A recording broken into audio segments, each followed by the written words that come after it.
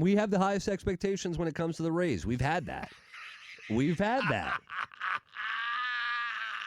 Over the years, Pat, you laugh. Oh, man. You that laugh. was good. But with what the payroll has been and what they have put out on the field has always made us believe that this team, at the very least, is going to be able to compete. Hey, hold on. Did you use the phrase have had or just the word have? I would say until they prove us wrong, have. Hold on. If you've had confidence in the Rays the last 2 years going into the season, they have proven you wrong. That is true. This year, it is very hard to go into the season with the high expectations. We knew this the second we saw the introduction conference with the new owners of this organization, who I want to note I like. I like a lot. Do I know them personally? No. I want to like them. Do I like their energy and their plans? Yes. I like the energy at the press conference. I like what they're trying to do with the ballpark. I like the aggressive nature of the planning. Now, everything else is going to have to find its way in, and that means the roster. Now, what I was hoping was, and this is probably naive of me now that I look back, is that they would be pretty aggressive immediately when they took over this team. Yeah. When you think about what they need to do, the timeline, the aggressive timeline with the ballpark, which I like, it's not as realistic to be as aggressive. But I don't want them to be a bad team. And what we're seeing right now with what has happened in this offseason and the moves they've made suggests to me that there's a pretty good pretty good chance there will be a bad team. There's huge opportunity in front of this team. What an opportunity. To be bad. What an opportunity for them. And I'm so grateful for this opportunity to be terrible. Let me ask you this. Who in the American League East, in your opinion, has gotten better this offseason? Everyone.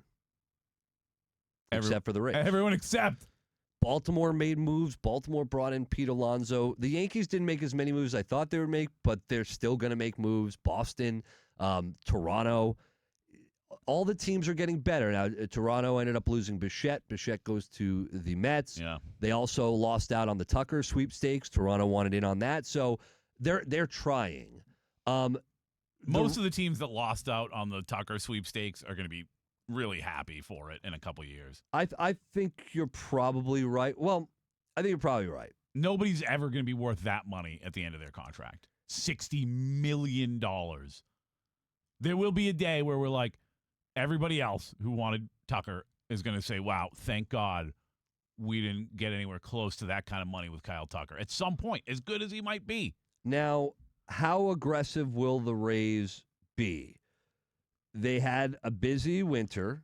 They got rid of a lot of guys, but they also brought in some guys. You brought in Cedric Mullins. Yeah. Who at one point was good. From what it looks like, they tried to sign JT Realmuto. Now, I would have been okay with that. That would have been incredible. Yeah. That would have been incredible nice. signing, but they weren't able to do that because he ended up getting too much money. But they were interested. Now, he ended up going back to Philly, but they were interested and he has a reunion with Philly. But the Rays, the rumored were to be interested in it. Now, the problem is Philly gave him what? $15 million a year, 3 years, $15 million a year. That was too much for them. And that's a problem. That's like, going to be the case with a lot of guys. If you have to get somebody and you want somebody and you like somebody, you got to be able to go get them. And what is one thing this team has just never had? A catcher. So if you got to spend a little extra to bring in a veteran catcher who will not only mean something for your team now, but could be that clubhouse guy that brings in the experience. You always go to Cliff Lloyd as that guy. I love Cliff Lloyd. You bring in a veteran, especially at a position that you so desperately need to fill. I think you can empty the pockets for that guy. Yeah, but that said, does he matter right now? Like, would Cliff Lloyd or a Cliff Lloyd-esque player matter to this roster? Does he get them over the top to, what, third place? Like, I just don't know how much it matters.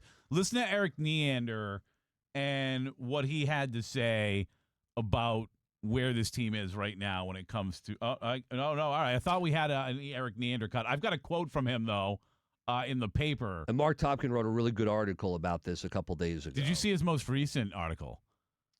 Mark Topkin just wrote an article about himself being a grumpy old man, which I thought was very interesting. It was about the Hall of Fame, but it was also about him becoming grumpier as an old man. But this is what... Which we all do. Yeah. This is from Eric Neander in this article from Mark Topkin in the Tampa Bay Times.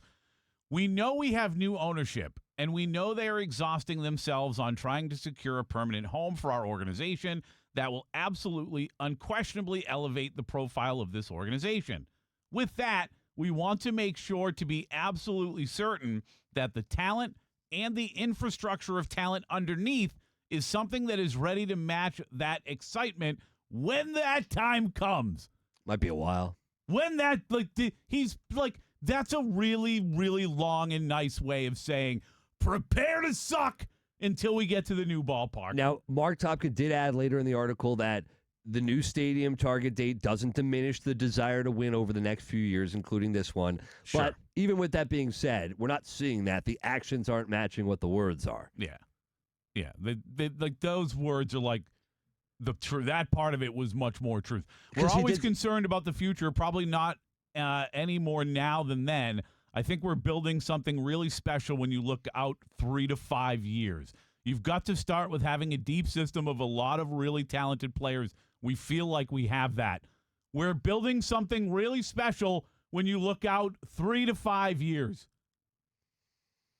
That's what it is. The focus is on being good in the new ballpark, and there's no focus on being good right now, and that's the truth. So the question to you, Rays fans, are you okay with this? Is this something that you are going to be able to wait out? Because for years we've been waiting to see potentially new ownership, news on the ballpark. Now we got the new ownership. We're hoping to get news on the ballpark, but the team has taken a slash with all the veterans that have left this team, that have been traded. It's a problem. Are you on board still with this team? How are you going to feel as a fan towards this new ownership if you know it's going to take years for them to even be competitive?